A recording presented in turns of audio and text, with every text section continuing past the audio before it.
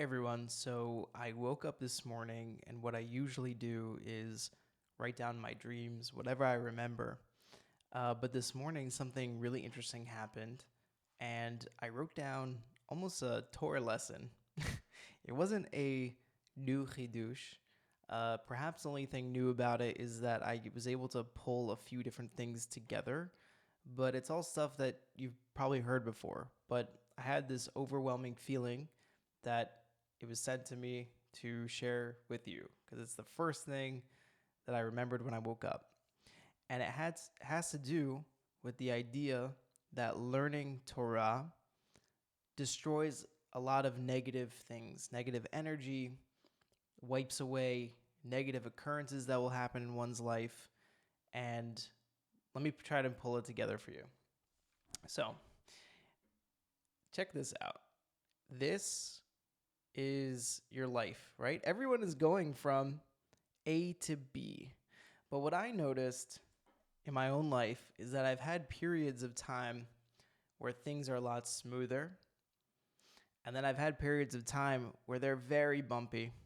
And sometimes you see this in other people's lives as well. Sometimes it's easier to see where it just seems like difficult things keep happening to people, right? You know, one day the pipe breaks in their house and there's a whole issue you have to deal with. And then next day they go to drive and the tire gets popped. And these are all difficult things to deal with. Now, I'm not insinuating in any way, shape, or form that those people or myself, if this happens to me, are responsible for these things. And I'll tell you why. There is one case. So let me tell you. Take this for example. These are 4 different reasons why certain things might happen in your life. So number 1, pay the bill. This one is the most obvious, where if myself or someone else does something in life that they would normally get punished for, that's a whole other discussion about schar and onesh, but Hashem actually gives us the opportunity to pay the bill in this lifetime, which is a lot better than paying the bill in the next lifetime. And so these are things that are directly caused by our actions. And in a way, there's actually a chesed for us to be able to, quote unquote, pay the bill. Okay. The next category is it's a test. At least this is what I've observed, right? So if you never went to shul and then you say, I'm going to start going to shul. So you have this koach to go, you start going, it's going well. After the 3rd day going to shul, the tire pops on the car. And so now you can't leave the shul or you can't get to the shul or whatever. And you're all set. You're like, well, I just started going to shul. Why is this happening to me? Right? And this is really an opportunity to show Hashem that what you started doing is what you really want and that you're not going to give up so easily. And it's really an opportunity to do Teshuva for all the times that you miss shul, right? And I've missed a lot of minyanim. And so that's kind of the second category. Sometimes things happen that are annoying or because it's a test and you have the opportunity to show Hashem that you really want it. It's a Teshuva opportunity. And just to review, the first category is that we did something wrong and we have to pay the bill. The third category is Afflictions of Love. You can read a little bit more about this in Gemara Brachot. This is probably the one I know least about. There are differences of opinions. Does this only happen to Tzadikim? Does this happen to other people? But essentially, it's a test or an affliction that is sent from Hashem to Tzadikim in order to level up and go even higher.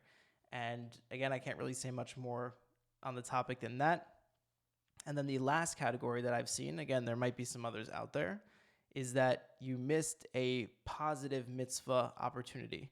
So the Ari speaks about this, and he says that there are mitzvahs that are sent your way every single day.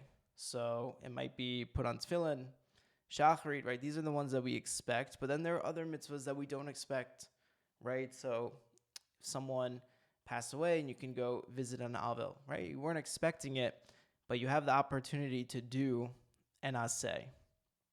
All right. So now we got these 4 categories. There might be some others too, but again, I'm going into my own lived experience. I'm not reading from a book here. That's what I've seen. Let me put it back up for 1 sec. All right, there we go. All right. So what does this have to do with Torah learning and the idea that the Torah clears away negative energy? So there are dinim in the world, right? So a din is related to these afflictions. It might be this certain occurrence is supposed to happen to a person so they can pay the bill. Now, what the Torah does, especially if you have a set Torah study that you do every single day, is that it really sweetens and delays all of these judgments, right? That's one of the things that it does. I'll give you an example. Let's say your kid did something earlier, but now you see them, they're sitting down, they're playing so nicely with their siblings, they're treating them nicely. You're not going to want to stop that, right? And I think that's kind of what happens with us and Hashem, right? We do things that we have to pay the bill for, but he sees us sitting, studying Torah, and saying, what does it mean to study Torah? It means I want to know you, Hashem.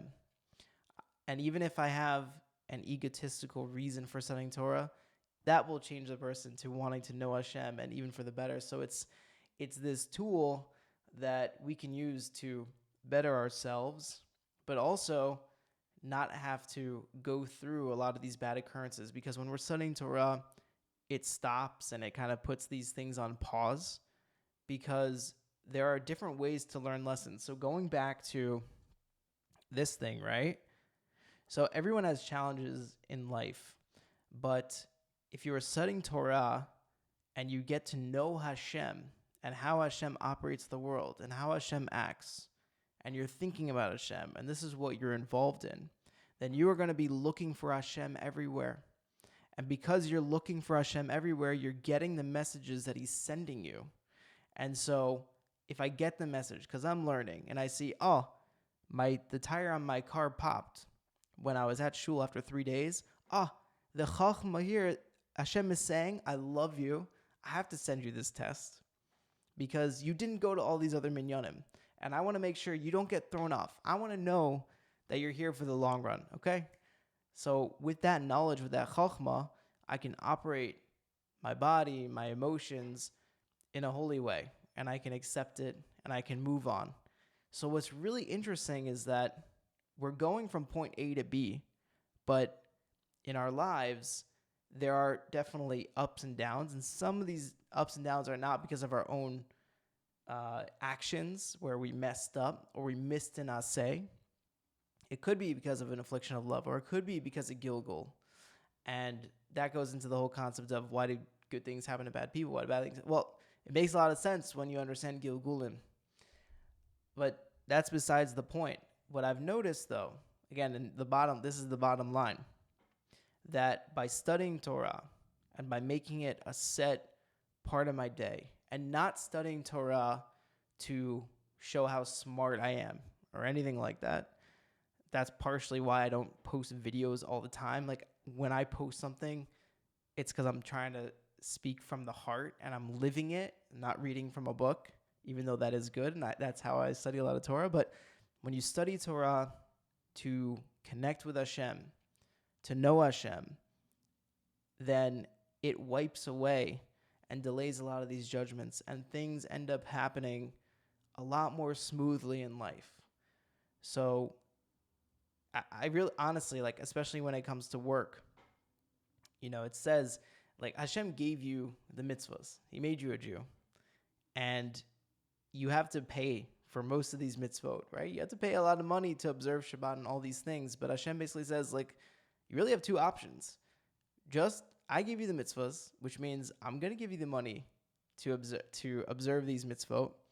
That's what you focus on. And you focus on the Torah. Versus if you worry about it and you go into, I have to work more and I have to not spend time with my family and send out more emails, then Hashem will say, okay, well, we're all going from point A to B, but I guess that's how you want to get to point B, is through work and fear and all these things. Or you could take the path that I gave you. And the best path is the path that is uniquely yours. So anyway, that's the bottom line, is what I've found is that the more I study to connect with Hashem, the more I've seen things go smoothly in my life. And I hope that things go smoothly in your life. And I hope that Am Yisrael has a speedy and complete redemption. We're in the times of Mashiach. I can feel it. I know you're feeling it. And that's all we have. All we have is to cleave to the Torah, cleave to Hashem, do good to others.